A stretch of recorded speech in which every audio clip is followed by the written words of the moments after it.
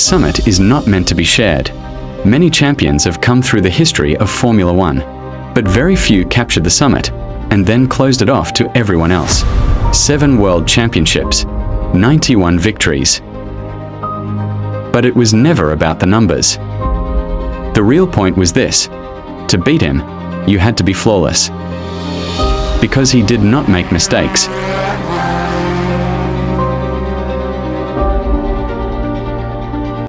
He grew up in Germany, living a simple life, a boy raised on a karting track. No luxury, no major sponsors, no powerful backing. But he had one thing: obsession-level focus. Michael didn't simply enjoy competing. He became accustomed to winning. During his karting years, he didn't just overtake his rivals. He studied them. Who brakes where? Who cracks under pressure? Who cannot handle stress? At a young age, he understood something most drivers learn too late. Speed is temporary. Discipline is permanent. In 1991, Belgium gave him a single opportunity. One race. No one knew him before he arrived at the circuit. After qualifying, everyone was asking the same question. Who is this kid? He soon secured a seat at Benetton. In 1994, he entered a fierce title fight against Damon Hill.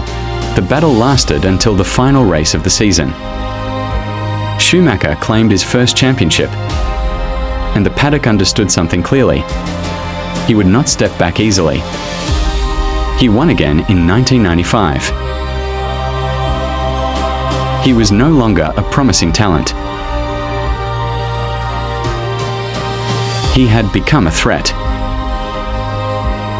Then came 1998 and 1999. Across from him stood one of his cleanest and fastest rivals, Mika Häkkinen. McLaren was strong.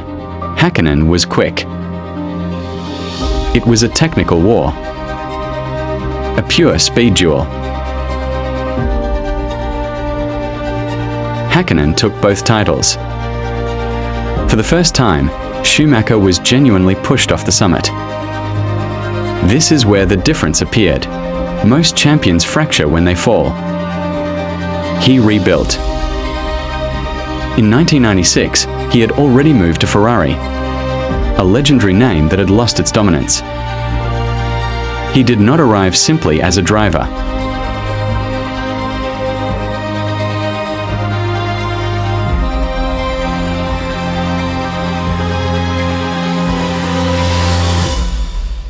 He became an architect. Alongside Jean Todt, Ross Brawn, and Rory Byrne, a core structure was formed. Testing intensified. Discipline tightened. Standards rose.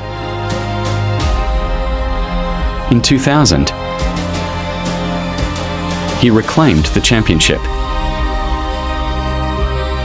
From 2000 to 2004, what followed was not just domination, it was systematic superiority.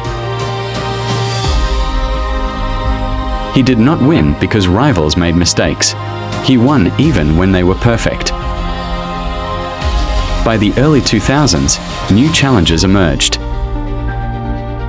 Juan Pablo Montoya was fearless. Kimi Räikkönen possessed raw, natural talent. They were bold and aggressive. Schumacher did not gamble. He calculated. And most of the time, calculation defeated courage. Then a young and relentless challenger stepped forward, Fernando Alonso. Renault was strong. Ferrari was no longer untouchable. In 2005 and 2006,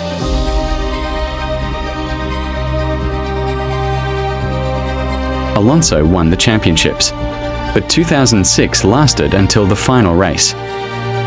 Schumacher was older, yet he refused to surrender.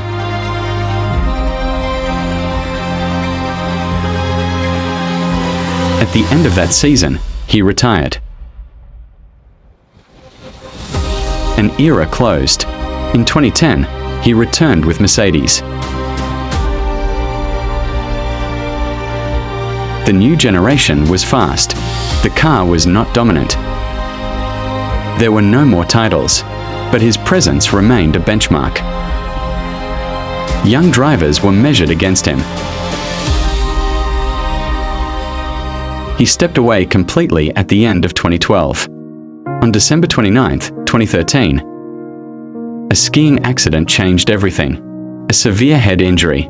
The man who controlled races at 300 kilometers per hour encountered a moment life would not allow him to control.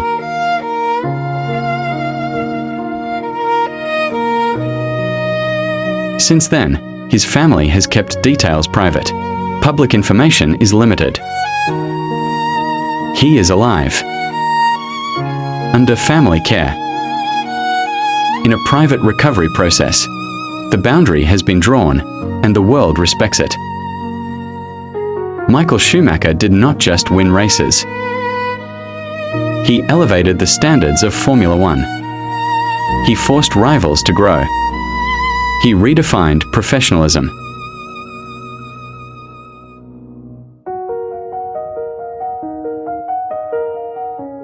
He defeated Damon Hill, rebuilt after Mika Hakkinen, resisted Montoya, and fought Alonso until the very last lap. He did not dominate an empty field. He ruled in one of the most competitive eras the sport had seen. Some drivers are fast, some are talented. Very few become the reference point of an era. Michael Schumacher became that reference.